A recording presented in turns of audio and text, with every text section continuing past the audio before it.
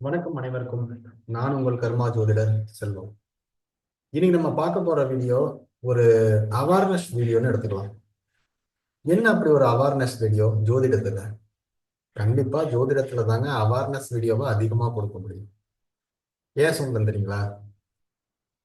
ஜோதிடம் அப்படிங்கிறது ஒருவருடைய வாழ்க்கைக்கு வழிகாட்டியாகவோ அல்லது அவர்களுடைய மனதிற்கு ஒரு மாற்றத்தை கொடுக்கக்கூடியதாகவோ இருக்கணும்.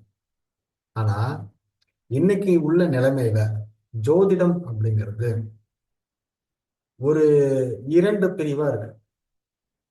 ஒரு சிலர் இந்த ஜோதிடத்தை ரொம்ப நேர்மையாகவும் உண்மையாகவும் பின்பற்றிட்டு வராங்க.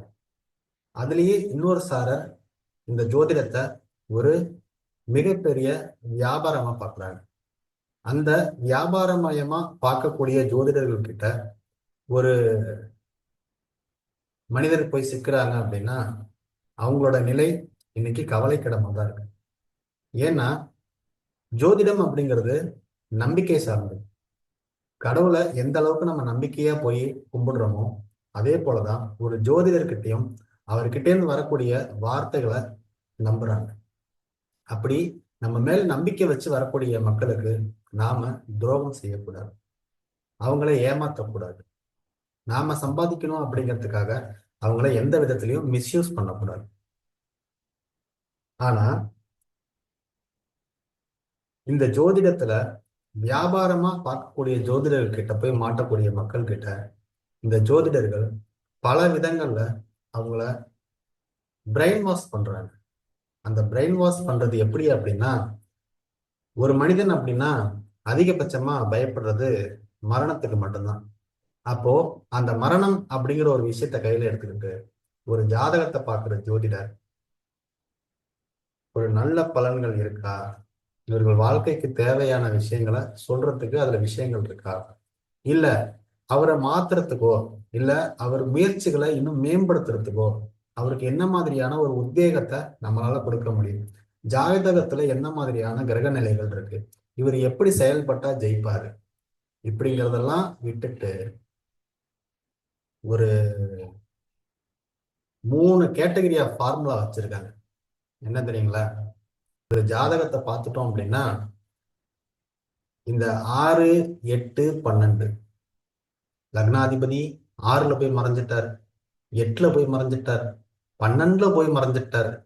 லக்னாதிபதி கூட 6ஆம் அதிபதி 8ஆம் அதிபதி சேர்ந்தே இருக்கிறார். இது ஃபர்ஸ்ட்.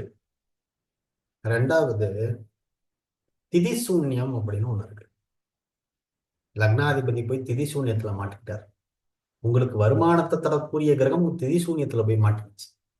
ஆகா, திரிகோணாதிபதியும் கேந்திராதிபதியும் போய் திதி சூன்யத்துல மாட்டிக்கிட்டாங்களே அப்படிங்கிறது. மூணாவது இந்த முடக்கு, வைநாசிகம், இதெல்லாம். அப்போ ஒரு ராசியில 12 கட்டங்கள் தான் இருக்கு. ஒரு கட்டம் லக்னத்துக்கு போயிடுது, இன்னொரு கட்டம் ராசிக்கு போயிடுது, மிச்சம் இருக்கிற 10 கட்டம்.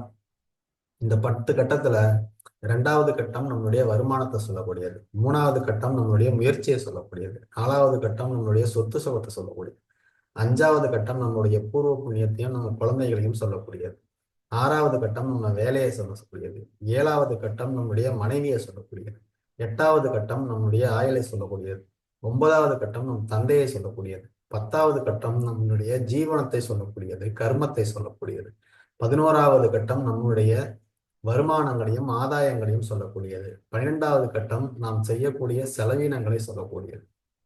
இப்படி ஒவ்வொரு கட்டத்துக்கும் ஒவ்வொரு மாதிரியான தனித்துவங்கள் இருக்கு.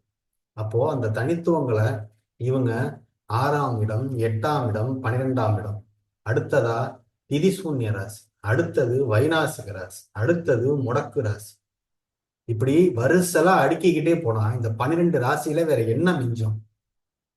இல்ல என்ன மிஞ்சும்? யோசிச்சு பாருங்க. அப்போ இத்தனை விஷயங்கள் முடங்கிடுச்சு அப்படின்னா இவங்க சொல்ற மாதிரி ஒரு ஜாதகரால அன்னைக்கு காலையில தூங்கி எந்திரிக்க முடியுமா? எந்திரிச்சு சாப்பிட முடியுமா? வேலைக்கு போய் சம்பாதிக்க முடியுமா? அது ஒரு ஜோதிடரை பார்க்க போறாங்க அப்படின்னா அவங்க கையில காசு வேணும். கண்டிப்பா ஒரு டிராவல் பண்ணி தான் போய் பார்க்கணும், ஏதோ ஒரு வழியில. சரிங்களா? தண்ணி குடிச்சிருப்பாங்க, சாப்பிட்டுருப்பாங்க. அப்ப 12 பாவங்களும் இயங்குனாதானே ஒருத்தரை போய் சந்திக்க முடியும். ஒருத்தரை போய் சந்திக்கிறோம்.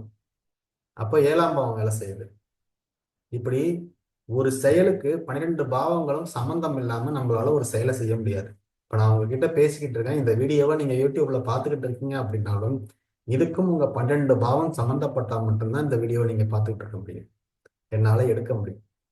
அப்போ எப்படி ஒரு பாவம் வந்து முடங்கி போகும்? ஒரு பாவம் செயல்ல இருந்து எப்படி போகும்? இப்படியெல்லாம் சொல்றாரு. நமக்கு இந்த விஷயங்கள்லாம் நடக்கும், நடந்தே தீரணும் அப்படிங்கிறது இருக்கு. அப்போ ஒரு ஜோதிடர் போறோம். அந்த ஜோதிடர் ஒரு பரிகாரத்தை சொல்றாருன்னே வச்சு. அப்போ அந்த பரிகாரத்துல என்ன மாதிரியான லாஜிக் இருக்கு? ஒரு பரிகாரத்தை நான் சொல்றேன் அப்படின்னாலுமே, அந்த பரிகாரத்துல என்ன மாதிரியான லாஜிக் இருக்கு? இல்ல அந்த பரிகாரம் இத்தனை நாளுக்குள்ள பலிக்கும் அப்படின்னு எந்த ஜோதிடராவது சொல்றாங்களா? கண்டிப்பா கிடையாது. அப்போ இந்த பரிகாரம் அப்படிங்கிற ஒரு விஷயத்துக்குள்ள எவ்வளவு தூரம் நம்பி ஒரு விஷயத்த நீங்க செய்றீங்க? எதை சொன்னாலும் கண்ணை மூடிக்கிட்டு அந்த பரிகாரத்தை பண்ணணும். அதே மாதிரி தான் நார்த் சைடுல பாத்தீங்கன்னா கோழி குஞ்செல்லாம் முழுங்க சொல்றாங்க. உயிரோட இருக்கிற கோழி குஞ்சு கடைசியில கோழி குஞ்சு தப்பிச்சுக்கிச்சாங்க. இந்த மாதிரி ஜோதிடரும் இருக்கதான் செய்யறாரு. இந்த ஜோதிடத்தின் மூலியமா எவ்வளவு நல்ல விஷயங்களை சரியா மக்கள்கிட்ட கொண்டு போய் சேர்க்கணும் அப்படிங்கிறது எனக்கு பிரபஞ்சம் கொடுத்த கடமையா நான் நினைக்கிறேன். என் மூலியமா இந்த ஜோதிடத்தை இந்த பிரபஞ்சம் என்ன மாதிரி வெளிக்கொணர போகுது அப்படிங்கிறது எனக்கு தெரியல. ஆனா நான் ஒரு கருவியா இருக்கேன் அப்படிங்கிறது மட்டும் என்னால நல்லா உணர முடியும். அதனாலதான் சொல்றேன், தயவு செஞ்சு புரிஞ்சுக்கோங்க. எந்த விஷயத்தையுமே உங்களுடைய 6வது அறிவுக்கு வேலை கொடுங்க. அது யாரா இருந்தாலும் சரி, எப்பேற்பட்ட மனிதரா இருந்தாலும் சரி. உங்களுக்கு ஒரு தகவல் கொடுக்குறாங்க அப்படின்னா அந்த தகவல் இருக்கிற உண்மைத்தன்மையை ஆராய்ஞ்சு அதுக்கப்புறமா நீங்க முடிவெடுங்க. அதுதான் ஒரு சிறந்த முடிவா இருக்கும். எல்லாமே உங்களுக்கு கொடுக்கப்பட்டதுதான். அதுல எது வேணும் வேணாம் அப்படிங்கிற முடிவு எடுக்கிற உரிமை உங்ககிட்ட மட்டும்தான் இருக்கு. அதனால நல்ல தெள்ள தெளிவா மனதை ரொம்ப தூய்மையா தெளிவா வச்சுக்கோங்க. உங்களுடைய யோசனைகளை ரொம்ப தெளிவா வச்சுக்கோங்க. கண்ணை மூடிக்கிட்டு எதையும் நம்பாதீங்க. சரியா? இதைதான் உங்ககிட்ட கன்வே பண்ணணும் அப்படின்னு தோணுச்சு. நன்றி, வணக்கம்.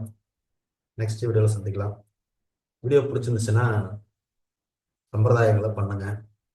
நம்ம சேனலை சப்போர்ட் பண்ணுங்க. நிறைய இன்னும் ஜோதிடம் சம்பந்தமான ஆன்மீகம் சம்பந்தமான தகவல்கள் நம்ம சேனல்ல ரொம்ப தெளிவா கொடுக்கப்படும். உங்க எல்லாரையும் பாருங்க பாருங்கன்னு என்னால சொல்ல முடியாது. சொல்ல வேண்டியது என்னுடைய கடமை. பார்க்க வேண்டியது உங்களுடைய பிராப்தம். அவ்வளவுதான். நன்றி, வணக்கம்.